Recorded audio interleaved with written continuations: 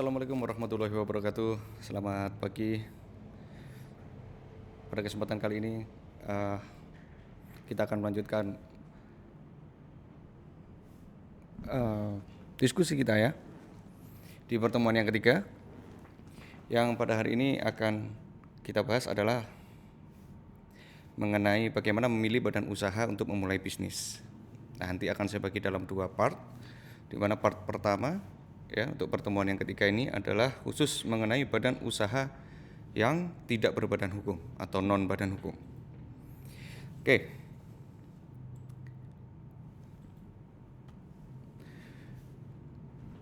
Saya sudah merangkum beberapa pertanyaan yang sudah masuk kepada saya berkaitan dengan jenis-jenis badan usaha dan seperti apa badan usaha non badan hukum itu ya. Jadi badan hukum dan badan usaha itu adalah dua hal yang berbeda. Jadi mohon dipahami nanti selama perkuliahan istilah badan hukum adalah untuk menyebut kepada badan-badan yang tidak hanya digunakan untuk kepentingan bisnis ya. Ada badan usaha yang berbadan hukum dan ada badan hukum saja. Artinya badan hukum itu ada yang bersifat publik dan ada yang bersifat privat. Yang publik seperti misalnya pemerintah daerah, pemerintah provinsi dan seterusnya ya. Yang privat seperti PT, kemudian koperasi, yayasan. Nah, ini tentu saja mempunyai konsekuensi yang berbeda. Nanti yang akan kita bahas di dalam perkuliahan kaitannya dengan hukum bisnis, kita tidak membahas masalah badan hukum yang sifatnya publik, tapi kita akan lebih banyak membahas badan hukum yang sifatnya privat, khususnya berkaitan dengan bisnis yaitu PT dan koperasi. Tapi pada pertemuan kali ini kita akan bahas dulu mengenai yang non badan hukum. Apa saja badan usaha yang non badan hukum itu? Secara prinsip badan usaha yang tidak berbadan hukum itu yang dikenal di dalam hukum kita, hukum nasional kita, paling tidak ada 3 jenis.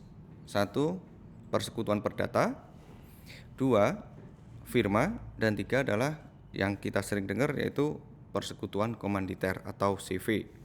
Ya, kita bahas satu persatu. Saya mulai dari pertanyaan apa sih persekutuan perdata itu? Ya, persekutuan perdata itu pada dasarnya adalah suatu usaha yang didirikan dengan suatu perjanjian antara 2 orang atau lebih yang mengikatkan diri untuk memasukkan sesuatu atau inbreng ke dalam persekutuan dengan maksud untuk membagi keuntungan yang diperoleh. Jadi dari pengertian ini kita bisa lihat ya bahwa persekutuan perdata itu memiliki 4 unsur. Yang satu dibuat dalam bentuk perjanjian ya antara 2 orang atau lebih. Kedua, ada pemasukan ke dalam perusahaan. Pemasukan yang dimaksud adalah bisa berupa uang, bisa berupa mesin-mesin atau alat-alat yang digunakan untuk bekerja, dan juga bisa berupa keahlian ya atau tenaga atau pikiran ya. Berikutnya, tujuan dari didirikannya persekutuan perdata ini sudah pasti adalah untuk membagi keuntungan yang diperoleh dalam bisnisnya. Dan pengertian ini bisa kalian baca lebih lanjut nanti di dalam pasal 16, 18 KUH Perdata. Oke. Kemudian pertanyaan selanjutnya adalah pemasukan dari persekutuan perdata itu apa saja? Yang tadi saya sudah sebutkan ya, yaitu benda-benda yang layak disebut sebagai pemasukan atau yang bisa dikategorikan sebagai modal. Bisa berupa kendaraan bermotor, mesin, alat-alat kantor mungkin ya, atau peralatan-peralatan kerja. Juga yang paling penting adalah keahlian dan tenaga. Kenapa keahlian dan tenaga juga bisa dimasukkan ke dalam pemasukan? Karena persekutuan perdata pada dasarnya juga bisa didirikan oleh mereka yang bekerja dengan hanya memiliki modal pengetahuan atau keahlian. Misalkan para profesional seperti akuntan, pengacara, dokter, dan seterusnya ya. Nah, selanjutnya seperti apa sih pengurusan di dalam persekutuan perdata, ya. Jadi di dalam persekutuan perdata ini tidak dibedakan mana yang pengurus, mana yang hanya store modal, ya. Semuanya bisa bekerja secara bersama-sama, ya. Hanya saja yang perlu dibedakan adalah kepengurusan ini dapat diatur dengan dua cara. Yang satu diatur bersamaan atau disebutkan ya secara tegas bagaimana kedudukan masing-masing sebagai pengurus dan apa hak dan kewajiban masing-masing itu bersamaan dengan akta pendiriannya. Jadi disebutkan di dalam akta pendiriannya. Nah, yang demikian ini disebut sebagai sekutu statuter atau yang sekutu-sekutu yang dinyatakan secara tegas di dalam akta pendirian badan usahanya atau persekutuan perdatanya. Cara yang kedua bisa juga setelah akta pendirian persekutuan perdata dibuat atau perusahaan ini didirikan, kemudian perusahaan ini akan membuat secara terpisah, gitu ya, mengenai sekutu-sekutu atau tugas dari sekutu-sekutu yang ada di dalamnya. Nah, sekutu-sekutu yang terakhir saya sebut ini kita kenal dengan istilah sekutu mandater.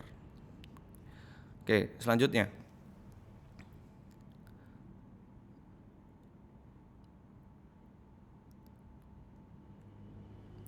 Bagaimana tanggung jawab hukum persekutuan perdata? Ya, kita ingat sekali lagi bahwa dalam persekutuan perdata tidak dibedakan mana yang pengurus dan mana yang hanya penyetor modal. Semuanya adalah bisa bekerja secara bersama-sama atau bisa bekerja sendiri tetapi mewakili anggota-anggota yang lain atau sekutu-sekutu yang lain. Di dalam pasal 1642 KUH Perdata, ya, disebutkan di sana bahwa sekutu yang melakukan hubungan hukum dengan pihak ketiga, maka sekutu tersebut harus bertanggung jawab secara penuh, walaupun dengan alasan hubungan hukum tersebut dilakukan untuk kepentingan persekutuan. Artinya bahwa anggota sekutu yang bertindak sendiri, ya, mewakili sekutunya atau dia bertindak secara pribadi, dalam hal ini misalnya dia menjalin suatu kerjasama dengan badan usaha yang lain, atau misalkan dia berusaha untuk memperoleh fasilitas dari perbankan, gitu ya, maka tindakan satu orang ini akan berdampak kepada keseluruhan sekutu yang ada di dalam persekutuan perdata tersebut, ya. Artinya di dalam persekutuan perdata itu berlaku adalah tanggung jawab yang mewakili anggota-anggota yang lain.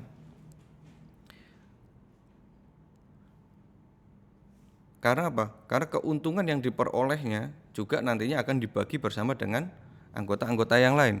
Lalu bagaimana jika sekutu salah seorang anggota itu, ya, melakukan atau membuat kerugian bagi persekutuan perdatanya?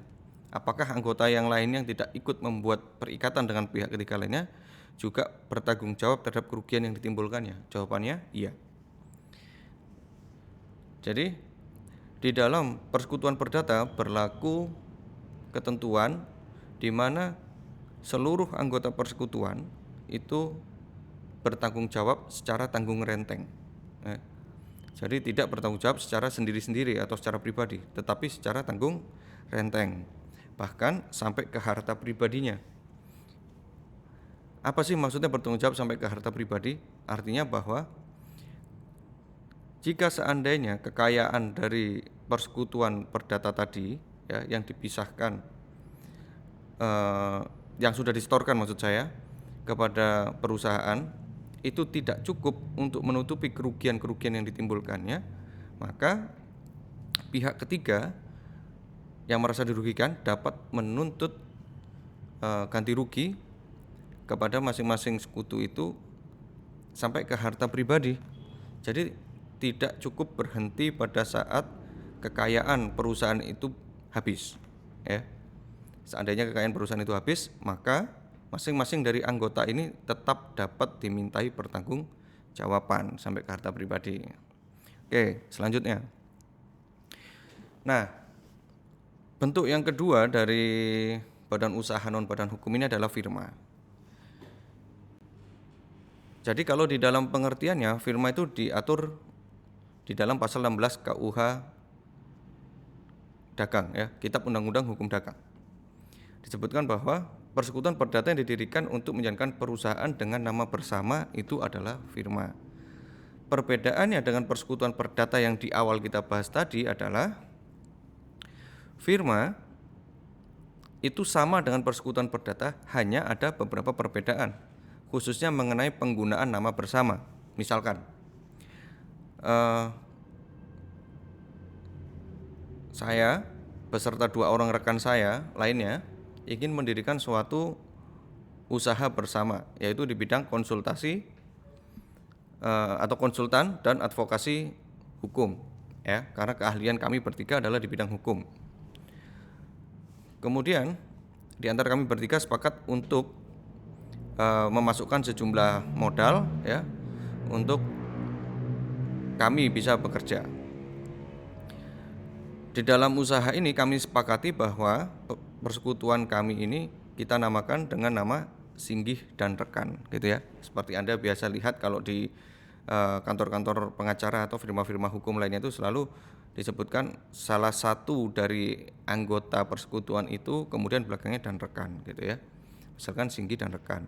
Atau bisa juga ditulis nama ketiga-tiganya, seperti banyak di kantor-kantor akuntan publik, ya.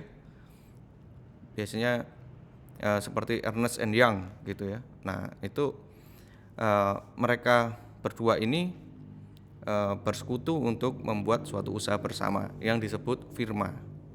Kalau persekutuan perdata yang di awal tadi kita bahas itu tidak secara spesifik menyebutkan nama dari anggotanya. Tapi kalau firma sudah pasti dia harus menggunakan nama bersama, ya, untuk membedakan dengan persekutuan perdata biasa. Nah, mengenai tanggung jawab hukumnya seperti apa, Pak? Tanggung jawab hukumnya sama seperti persekutuan perdata, ya, sifatnya tanggung renteng. Sehingga jika satu orang sekutu diberikan wewenang untuk mengurus firma itu atau disebut sekutu pengurus, dia dapat bertindak secara langsung atas nama firma meskipun tanpa sepersetujuan dari sekutu lainnya. Tapi mengenai tanggung jawab firma terhadap pihak ketiga ditanggung secara tanggung renteng oleh semua sekutu, termasuk yang non pengurus, ya. Hal ini biasa dikenal dengan terminologi mutual agency atau prinsip saling mewakili. Nah, selanjutnya, bagaimana jika sekutu bertindak di luar wewenangnya atau bertindak di luar kepentingan dari persekutuan? Nah, sekutu yang bertindak seperti ini harus bertanggung jawab secara pribadi sampai ke harta pribadinya untuk mengganti kerugian pihak lain yang ditimbulkannya. Sama seperti persekutuan perdata tadi, ya, hanya saja pengaturan lebih spesifik itu terdapat di pasal 18 Kitab Undang-Undang Hukum Dagang. Nanti Anda bisa baca lebih lanjut, ya. Nah, prinsip yang seperti ini biasa dikenal dengan unlimited liability atau pertanggungjawaban yang tidak terbatas. Kenapa disebut tidak terbatas? Ya, karena tanggung jawabnya tidak berhenti pada sejumlah modal yang disetorkan pada persekutuan atau firma, ya, tetapi juga sampai kepada harta pribadinya. Nah, ini menjadi pertanyaan, Pak, bagaimana seandainya firma tersebut membuat perjanjian dengan pihak ketiga lainnya? Kemudian sebelum perjanjian tersebut berakhir, misalkan firma tersebut berhutang atau membuat perjanjian kredit dengan salah satu perbankan. Sebelum hutangnya bisa dilunasi, ternyata salah seorang dari anggota firma tersebut meninggal dunia. Konsekuensinya adalah firma tersebut bubar. Apakah dengan bubarnya firma tersebut, bank masih bisa menagih hutang-hutang yang belum dilunasi? Nah, dengan prinsip tanggung jawab yang tidak terbatas ini, maka bank tetap bisa menagih pelunasan atas hutang-hutang firma tadi, sekalipun firmanya sudah bubar, kepada masing-masing anggota sekutunya. Karena prinsip unlimited liability tadi itu membawa dampak bahwa sekutu bertanggung jawab sampai ke harta pribadi. Sampai di sini cukup jelas ya.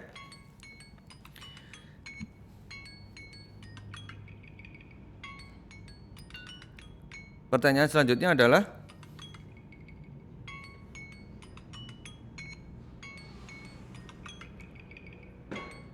Pertanyaan selanjutnya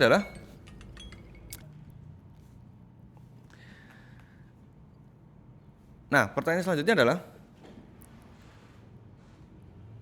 bagaimana jika ada anggota yang mengundurkan diri? Seperti sempat saya singgung tadi ya. Jadi firma itu mempunyai umur yang terbatas atau limited life ya.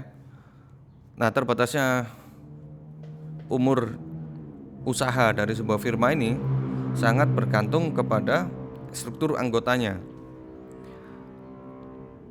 Kalau kita melihat kepada pasal 1646 KUH Perdata, di sana Anda bisa dapatkan kurang lebih ada 5 sebab ya yang menyebabkan firma itu bisa bubar.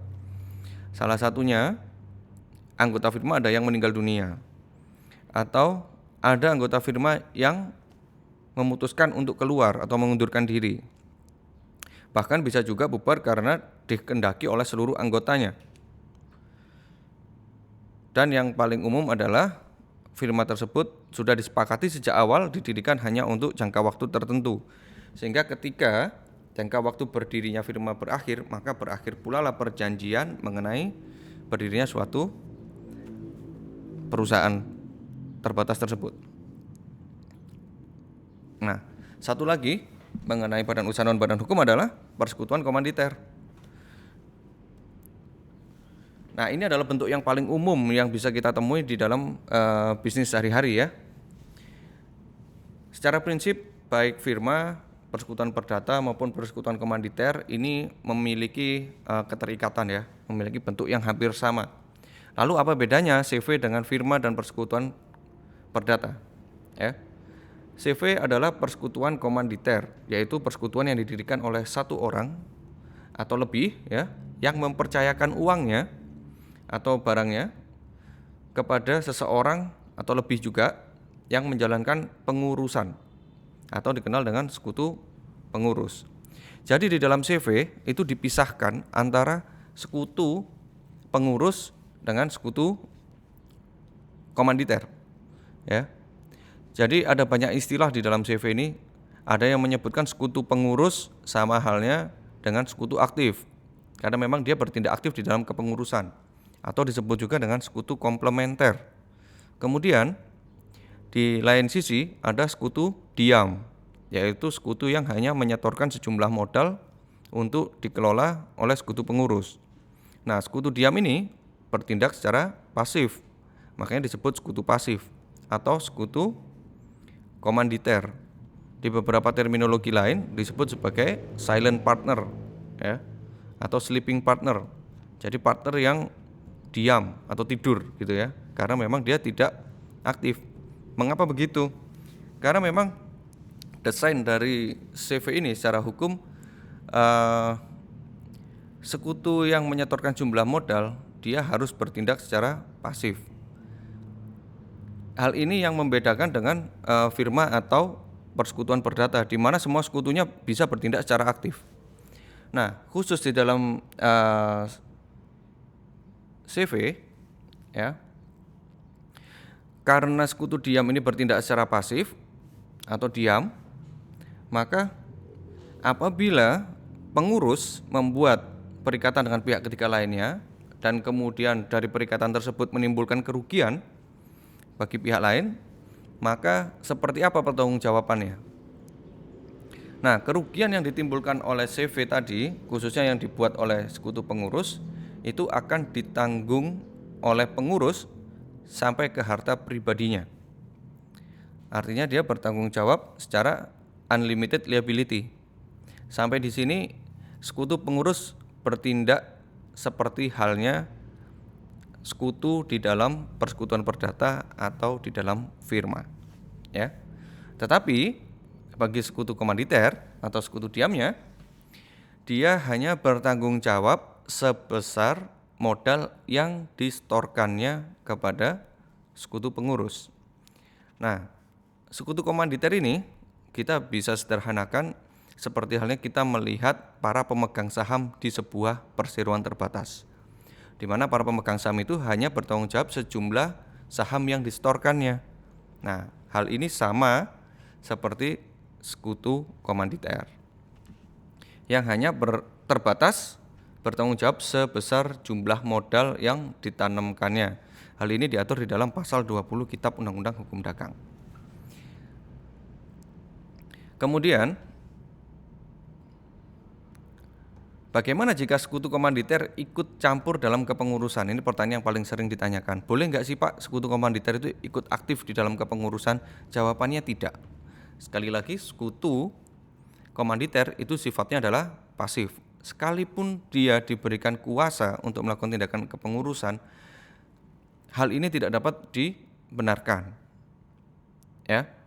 Di dalam pasal 21 Kitab Undang-Undang Hukum Dagang disebutkan bahwa sekutu diam bertanggung jawab secara tanggung renteng untuk seluruhnya terhadap semua utang dan perikatan perseroan itu hingga ke harta pribadi jika dia bertindak seperti halnya sekutu pengurus.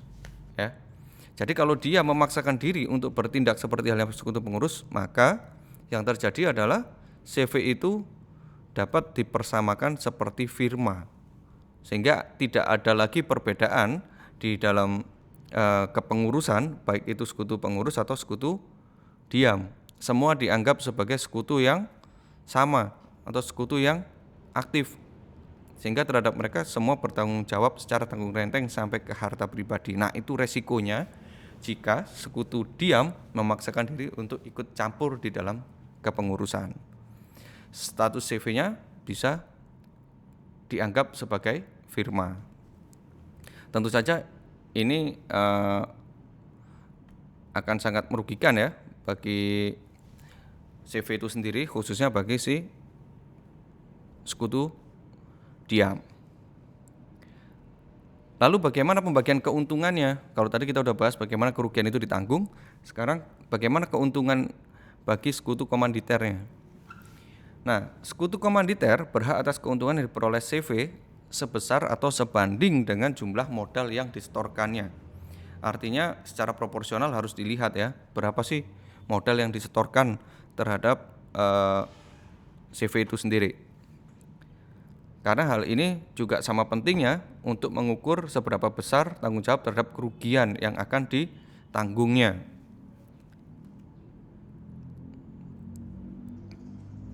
Nah, satu pertanyaan yang paling penting adalah, Pak,